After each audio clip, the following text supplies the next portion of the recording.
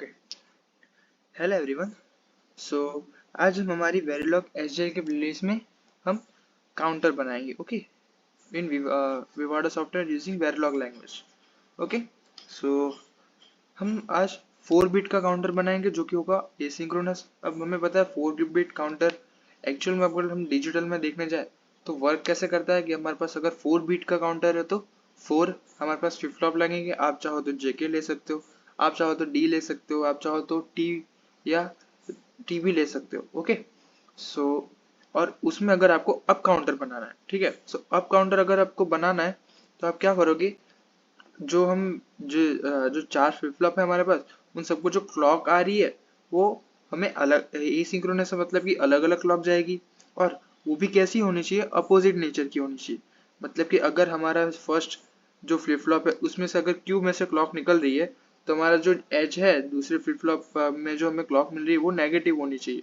ठीक है, या तो हमारे पास क्यू बार में से अगर हमारे क्लॉक निकल रही है तो हमारा फ्लिप फ्लॉप में वो पॉजिटिव एज ट्रिगर्ड होना चाहिए। मतलब कि दोनों नेचर हमारे अपोजिट होंगे तभी वो अप वर्क करेगा। ठीक है, अब हमें पता है अगर 4 बिट का काउंटर है तो मैक्सिमम कहाँ से कहाँ तक काउंट करेगा, 0 से लेके 15 तक। ओके, सो आज हम वही बनाएंगे।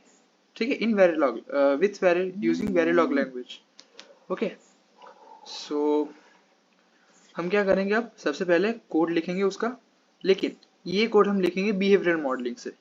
ठीक है, हम स्ट्रक्चर से भी आप पूरी सर्किट बना के कर सकते हो, लेकिन हम बिहेवियर से कोड लिखते हैं। ठीक है, सो लिखते हैं कि मॉड्यूल काउंटर, मैं सिंपल काउंटर ही लिख दे रहा हूँ, आप चाहो तो आप काउंटर भी लिख सकते हो। 4 बिट का है तो मैं नाम तो आप अपने हिसाब से दे सकते हो। ठीक है, सो यहाँ पर सेमीकोलन, सबसे पहले क्या आएगा, क्लॉक रीसेट एंड हमारा जो आउटपुट होगा वो। ठीक है, हमने यहाँ पर स्ट्रक्चरल मॉडलिंग से नहीं किया इसलिए हमारे पास कोई गेट नहीं आएगा। ठीक है, तो यहाँ पर हमारे पास इनपुट कौन कौन से आएंगे, इनपुट हमारे पास आएंगे एक तो क्लॉक एंड दूसरी रीसेट पिन। ओके, देन अगर यहाँ पर हमारे पास आउटपुट क्या आएगा, आउटपुट आएगा हमारे पास 4 बिट का आउटपुट होगा जो कि काउंट करेगा 0 से लेकर 15 तक। तो 15 को हमें मैक्सिमम 4 बिट में लिख सकते हैं, तो कुछ इस तरीके से। ओके, एंड हमें इसको स्टोर करना है इसलिए हम यहाँ पर डैश डेटा टाइप का यूज करेंगे। ओके, सो ये सीक्वेंशियल सर्किट है तो सबसे पहले हम ऑलवेज ब्लॉक लिख लेते हैं, @ किस पर हमें वर्क करवाना है वो लिखेंगे। हम ये हमारे जो काउंटर है उसको हम पॉजिटिव पर वर्क करवाएंगे तो यहाँ पर लिखेंगे हम पॉसेज क्लॉक, क्लॉक की पॉजिटिव एज पर। देन अब हमें लिखना है कि हमारे पास रीसेट पिन है, तो हमें रीसेट पिन में क्या होगा, तो हमारे पास यहाँ मल्टीपल्स लाइन आएगी इसलिए मैं यहाँ पर सबसे पहले लिखूंगा बिगिन। अब इफ लूप यूज करते हैं, इफ एल्स यूज करते हैं हम। सो इफ यहाँ पर रीसेट, तो हमारा आउट क्या आएगा, 0 हो जाएगा बाय डिफॉल्ट। अब 4 बिट का है तो मैं कुछ उसको इस तरीके से लिखूंगा। ओके, देन एल्स में क्या होगा, अगर रीसेट 0 हुआ तो जो हमारा काउंट है, सॉरी आउट है, आउटपुट वो क्या हो जाएगा, आउट +1।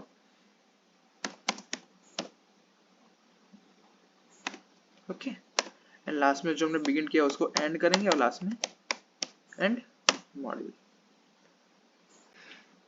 ओके, सो यहाँ पर कुछ एरर है।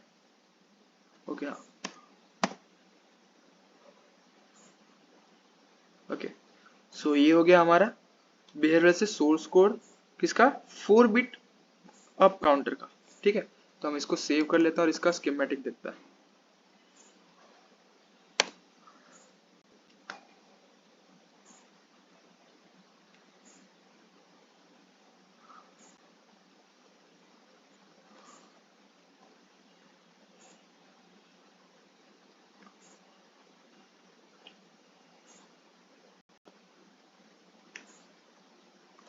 ओके, सो ये हमारा है काउंटर का स्कीमेटिक। अगर इसको हम खोलें तो कुछ इस तरीके से दिखेगा, जिसमें आप देख सकते हो इन्होंने by default D flip flop use कर लिया है, 4 डी फ्लिप फ्लॉप, ठीक है।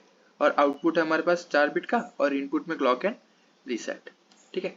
अब हम हमारी टेस्ट बेंच पर आते हैं। सो टेस्ट बेंच पे मैंने यहाँ पर क्या किया कि सबसे पहले तो नाम दे दिया, देन इनपुट को रजिस्टर से, आउटपुट को वायर से डिफाइन कर दिया, और फिर कनेक्ट कर दिया इनपुट आउटपुट को, इनपुट आउटपुट किसके किसके, टेस्ट बेंच और सोर्स कोड के। देन मैंने सबसे पहले क्लॉक को इनिशियलाइज किया, ओके।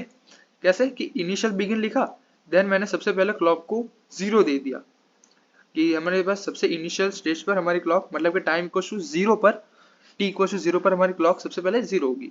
देन मैंने फॉरएवर और बिगिन लिखा, और उसके बाद लिखा कि clock equal to negative of clock for #1। अब यहाँ से इतना पूरे का क्या मतलब हुआ, फॉरएवर लूप हमारा क्या करता है कि वो रिपीटेड मोड में वो एग्जीक्यूट करते जाता है, किसको, जो भी हम बॉडी में स्टेटमेंट लिखेंगे वो। यहाँ पर मैंने लिखा #1 clock equal to negative clock, negative clock, मतलब कि जैसे कि अगर 0 पर हमारा क्लॉक t को 0 पर हमारी क्लॉक 0 है, तो जैसे ही 1 सेकंड होगा वहां पर क्या हो जाएगा, वो 1 हो जाएगा। फिर नेक्स्ट सेकंड दूसरी सेकंड पर क्या हो जाएगा, वो वापस पॉजिटिव नेगेटिव पॉजिटिव नेगेटिव, किसके, एक एक सेकंड के दौरान। तो मैंने उसी को इनिशियलाइज किया, देन मैंने इनिशियल बिगिन करके सबसे पहले रीसेट को 0 कर दिया, एंड फिर रीसेट को 1, और वापस फिर रीसेट को 0, और लास्ट में मैंने इसको फिनिश करके वेवफॉर्म स्टॉप कर दी। ओके, सो अब हम देखते हैं इसके वेवफॉर्म।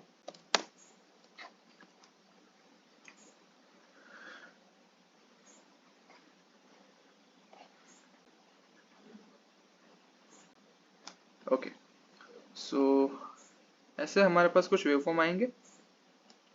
देखो, सबसे पहले यहाँ पर क्या है कि अगर सबसे पहले जब यहाँ से क्लॉक रीसेट 1 होके स्टार्ट हो रही है, तो यहाँ पर हमें डोंट केयर आ रहा है। क्यों? क्योंकि हमने सब यहाँ पर हमारा जो सोर्स फाइल है वहां पर हमने कोई इनिशियल वैल्यू डिफाइन की नहीं है कि काउंटर के पास सबसे पहले वैल्यू इनिशियल में क्या होगी।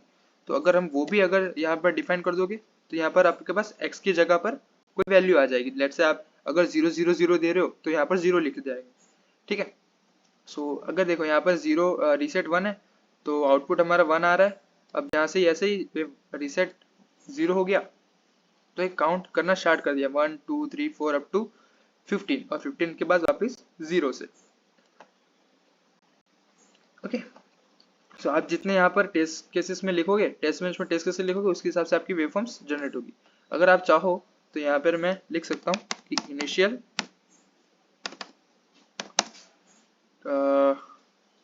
Out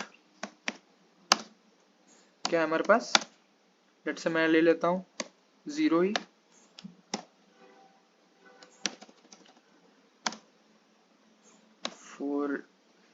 -D0। ओके, अगर इसको मैं सेव करूं और वापस से स्कीमेटिक वेवफॉर्म जनरेट करूं,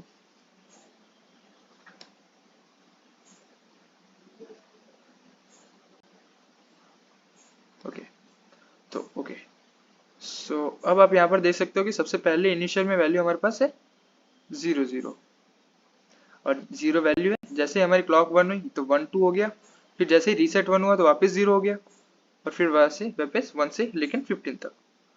सो ये हमारा काउंटर 4 बिट का अप काउंटर। ओके, सो आगे हम और ऐसे वीडियोस में डिस्कशन करेंगे।